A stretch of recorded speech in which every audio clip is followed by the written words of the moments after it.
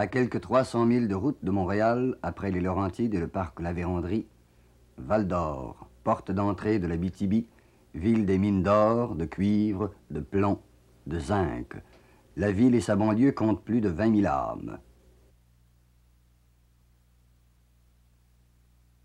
Moi, je ne changerais pas l'Abitibi quand il fait beau. Mais quand il fait un ciel gris sur le plafond, je prendrais le premier avion pour n'importe où. Je trouve ça absolument incroyable. Vous mettez un ciel bleu là-dessus, puis c'est un pays rêvé. Durant les années 1909 et 1910, le ministère des Terres et Forêts du Québec fit exécuter les travaux d'arpentage en Abitibi. À cette époque arrivèrent les pionniers. L'Abitibi, qui touche à l'Ungava, est un des comtés les plus grands du Canada. Il a 1000 milles de profondeur au nord du 48e parallèle.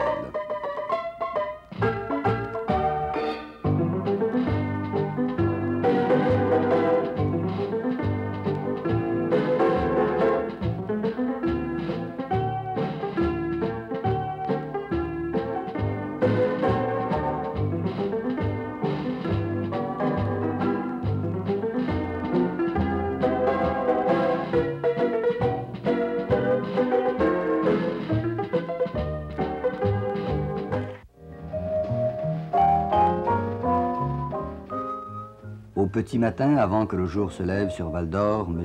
Guy Lévesque, mineur, part au travail. Il descend depuis 19 ans dans le puits de la mine Lamaque. Ses fils, dit-il, ne seront pas mineurs.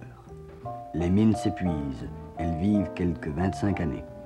Dans l'esprit des mineurs, de leurs familles, des citoyens, une question se pose. Si la mine fermait? La mine Lamaque emploie plus de 500 hommes.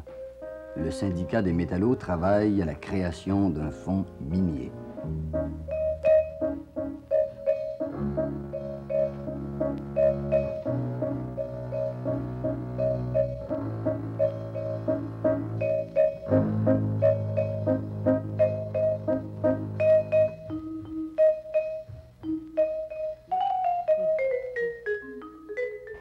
Est-ce que vous avez des inquiétudes? Parce que de toute façon, à tous les jours, il y a des explosions dans la mine, dans le sens qu'on prépare le travail du lendemain. Est-ce que vous avez des inquiétudes au sujet? Non, j'ai pas d'inquiétude. Je m'inquiète des fois quand s'il est en retard. Bien là, je m'inquiète parce qu'on peut supposer. Qu'est-ce que vous supposez dans ce temps-là? Quand il est en retard, ah bien là, je suppose qu'il y a eu un accident. Et puis, des fois, je me dis, peut-être pas lui, mais quelqu'un d'autre. Ouais.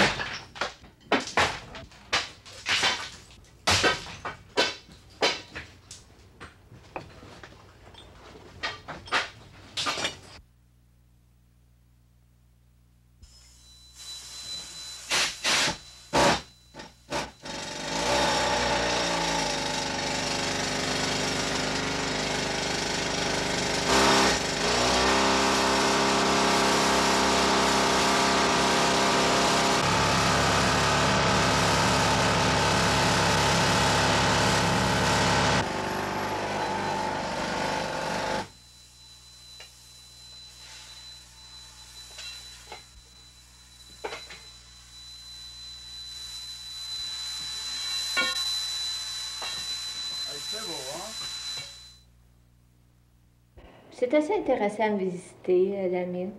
Il y en a beaucoup qui aiment visiter ça. Moi, je n'irai pas en dessous de la terre, mais... Moi aussi, la première chose, ce serait la mine Lamaque. Franchement, là, je reste demeurette à côté. Puis, il y a tout le temps un va-et-vient continuel. C'est gai. On voit les mineurs, ils sont de bonne humeur. Les femmes à Val-d'Or, ils travaillent en dehors de leur maison. Parce que ils sont presque obligés. Les salaires ne sont pas tellement élevés dans la région. Ensuite, il y a beaucoup d'organisations puis de groupements à Val-d'Or, du côté syndicalisme, ateliers pédagogiques, comité de citoyens, club des consommateurs. Il y a 5 ans, il n'y avait rien à faire ici. Et maintenant, il y en a trop. Je crois que de plus en plus, les femmes d'aujourd'hui sentent le besoin de s'extérioriser. Il a été convenu de demander à des femmes de l'Abitibi de nous parler de leur ville et de la vie qu'on y mène. Les gens aiment beaucoup se réunir. C'est un des charmes de l'Abitibi, si je pourrais dire. Et puis, les femmes savent faire de très bons petits plats. Bien, comme dans tous les pays du monde, il y a les pauvres. Il y en a ici aussi. Puis c'est sûr que... Oui, il y a des quartiers qui sont vraiment défavorisés. On n'a pas montré toujours les Indiens, comme on nous a appelés. Les gens nous appellent des Indiens quand ils viennent à Val-d'Or. En éducation, comme en santé, l'Abitibi a été bien négligée. Peut-être que quand on est à l'extérieur, on pense que Val-d'Or, c'est tout petit, qu'on part, puis dans l'espace de 5 minutes, on a tout vu Val-d'Or, mais c'est le contraire. Je trouve qu'il faut penser à tous les gens qui sont venus s'établir ici, nos parents qui sont venus ici, qui venaient des grands centres, qui décidaient de s'en venir à la grande aventure dans l'Abitibi. Et les premiers qui se sont illustrés, là, ce sont ceux qui ont débuté le pays, disons. Ce sont les colons les plus courageux, ceux qui se sont établis sur les terres et puis qui ont été assez tenaces pour y demeurer.